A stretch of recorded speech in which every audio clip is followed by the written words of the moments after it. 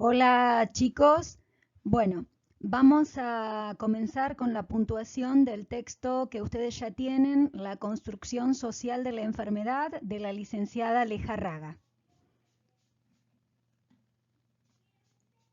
Bien, vamos a comenzar entonces con el texto y con la aclaración respecto a la formación de la licenciada Lejarraga. La licenciada Agustina Lejarraga, quien escribió este artículo en el año 2004, es socióloga de la UBA. Por lo tanto, los conceptos que va a implementar para analizar la enfermedad van a ser del campo de la sociología, ¿sí? Las conceptualizaciones que va a utilizar provienen de este campo, de su campo de formación, ¿sí? Bien, aclarado esto, vamos a entonces, ahora sí, comenzar con lo primero que ella postula, que es que debemos entender la realidad como construcción imaginaria, simbólica y social. En este punto ya teníamos algo trabajado con Castoriadis, ¿sí? Castoriadis también entiende el imaginario social y sus representaciones, ¿sí? Que ordenan, orientan y dirigen la vida social, los valores, las creencias, las costumbres, el lenguaje, ¿sí? Como creaciones humanas, ¿sí? Son los mismos hombres los que crean y replican, reproducen, ¿sí? Estas significaciones y estas representaciones. Y como lo veíamos también con Lichetti, son los que introducen en este mundo de significados a los nuevos sujetos que se incorporan, ¿sí? Y por eso está la transmisión de generación en generación. A partir de esto, lo que señala la autora es que la enfermedad como tal no existe en el orden de la naturaleza, no existe en lo natural. Si no es el ojo humano el que significa determinados eventos o sucesos como enfermedad, no podemos encontrar esto en el mundo de la naturaleza, en lo natural. Entonces, dice que será sobre el dualismo, o sea, sobre la división normalidad-anormalidad, sobre el cual se construya la idea de enfermedad en relación a desviación y en algunos casos desviación social, ¿sí? Entonces, ¿cómo es que se determina qué entra dentro de la enfermedad o qué sucesos quedan del lado de la enfermedad? A partir de un dualismo, de una división entre un supuesto parámetro de normalidad, entre comillas, ¿sí? Un ideal de normalidad, y todo aquello que escapa de la norma, todo aquello que no presenta las características de este ideal de normalidad, quedaría como alejado, como distanciado en lo que llamaríamos desviación, ¿sí? Enfermedad, desviación. Vamos a ver después qué pasa con los casos en los cuales tengamos una desviación social, ¿sí? Ya lo vamos a analizar. Entonces, a partir de este dualismo, de esta división que decíamos recién entre lo normal y lo anormal, va a recortarse la enfermedad. Aquel que está desviado, ¿sí? O que presenta una desviación respecto del parámetro de normalidad, será el que posee enfermedad. Y esto está también ligado, de acuerdo a la autora, con lo moral, ¿sí? La desviación también tiene, de algún modo, una connotación respecto de lo moral. ¿Quiénes van a llevar a cabo esta evaluación de diagnóstico y determinar quién está desviado? La institución médica, ¿sí? La medicina va a ser la autorizada para llevar a cabo esta evaluación, ¿sí? Por lo tanto, el rol del médico y el rol del enfermo también van a ser roles asignados desde lo social a partir de la idea de enfermedad, ¿sí? La institución profesional de control social, ¿sí? Va a ser la medicina, que va a estar legitimada y va a tener la aprobación del consenso social para poder discernir quién se encuentra en estado de desviación o enfermedad. Ahora, el punto diferencial, dice Lejarraga, estará dado por la responsabilidad o no del sujeto respecto al haber adquirido la enfermedad. O sea que la mirada y el enfoque va a cambiar hacia el enfermo de acuerdo a si se lo considera culpable o responsable de haber contraído su mal o no se lo considera responsable. Por lo general, dice ella, no se adjudica culpabilidad y resulta ser un simple enfermo. En este caso, la autora señala que la enfermedad se considera como desviación meramente sintomática y legítima, y no trastoca, no modifica el rol social del sujeto. Por ejemplo, en el caso de una gripe.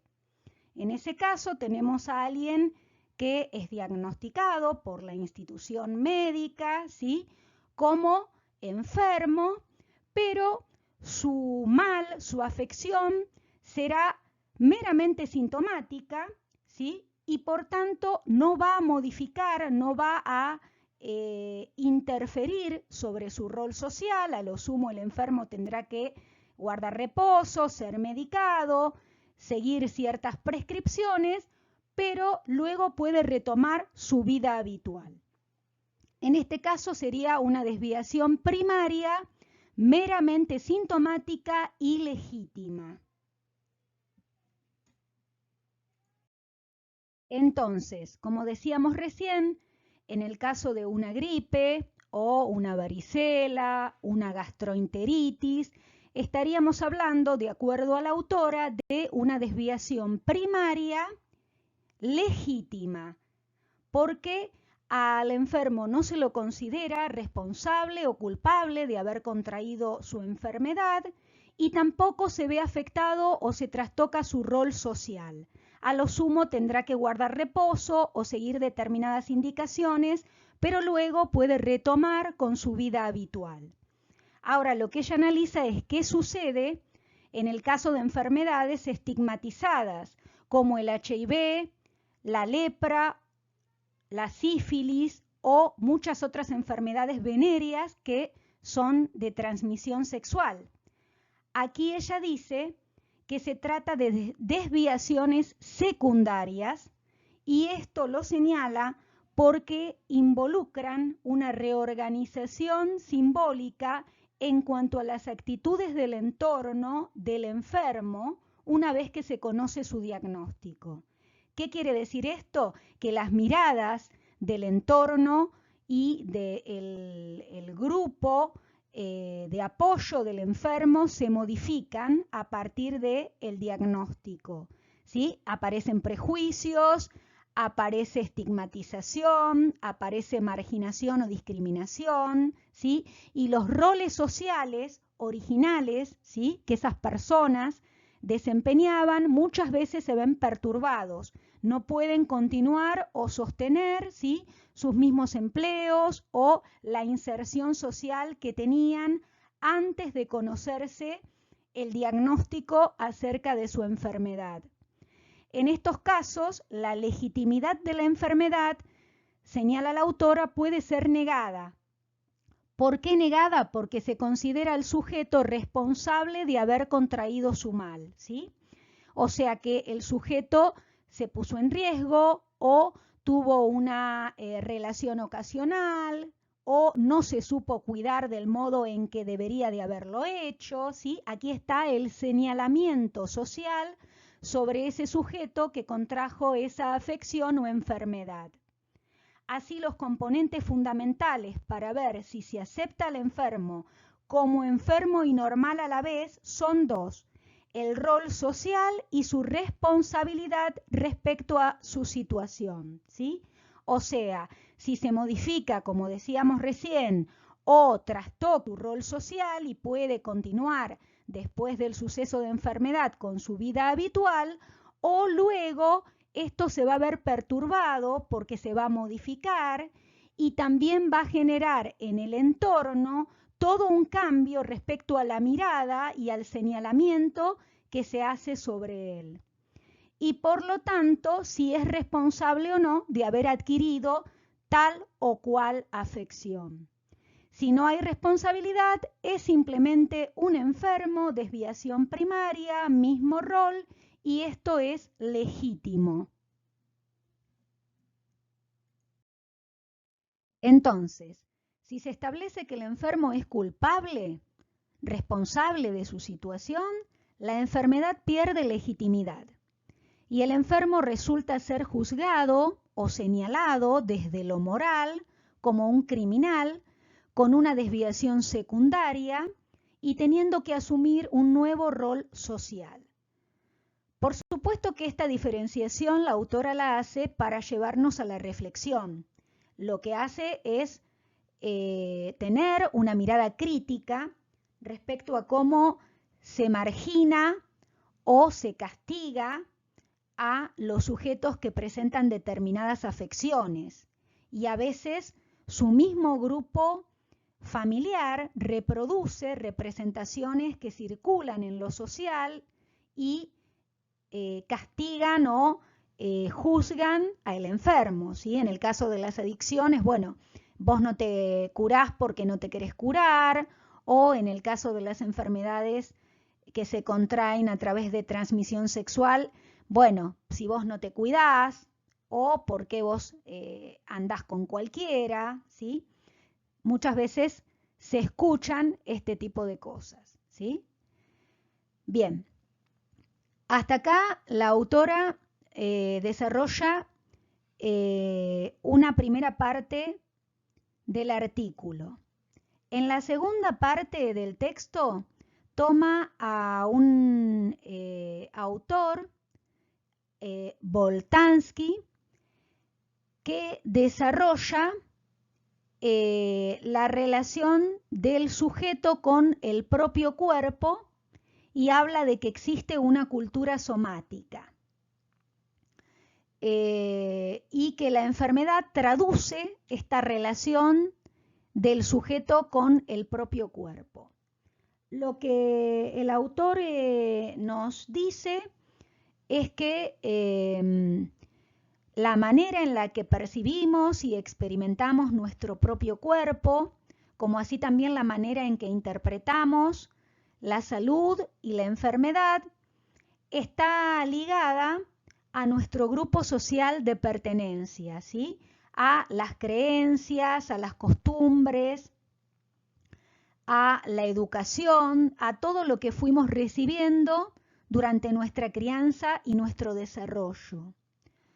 Por lo tanto, él dice que en el caso de personas de clases muy bajas, como por ejemplo trabajadores del campo o trabajadores de la construcción, que además emplean su propio cuerpo como medio de trabajo, es muy raro que esté presente, por ejemplo, el concepto de medicina preventiva, ¿sí? O de la necesidad de acudir a controles o a chequeos en salud para poder prevenir, ¿sí?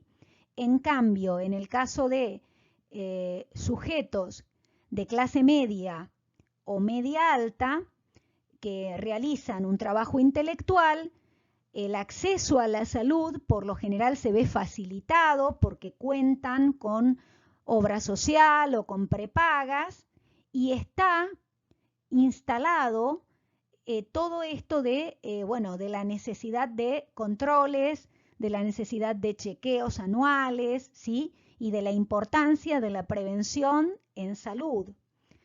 Mientras que en el otro caso él lo que observa es que los sujetos que trabajan con su propio cuerpo por lo general llegan a los centros de salud o a una consulta médica cuando ya no dan más, ¿sí? Cuando ya hay algún cuadro que comienza a dar síntomas y que por lo tanto suelen tener mayor gravedad, ¿sí? También estaría ahí presente la cuestión de la precarización laboral, ¿sí? Que seguramente no cuentan con licencia para poder acudir al médico, ¿sí? Es toda una cadena, digamos, de cuestiones que, que hacen compleja la situación, ¿sí? En el punto final de cierre, la autora lo que dice es que si bien su análisis lo centró en la subjetividad y en la enfermedad en el plano de lo subjetivo, ¿sí? De los sujetos, también tiene que tomar en cuenta que hay otros factores condicionantes respecto de la enfermedad que inciden, como son los atravesamientos económicos y políticos, el complejo médico-tecnológico y la industria farmacéutica, que ocupa un rol central, ya que tenemos una gran cantidad de fármacos, ¿sí? Y de laboratorios que hoy en día reproducen, ¿sí? Diferentes medicamentos y que tienen difusión masiva.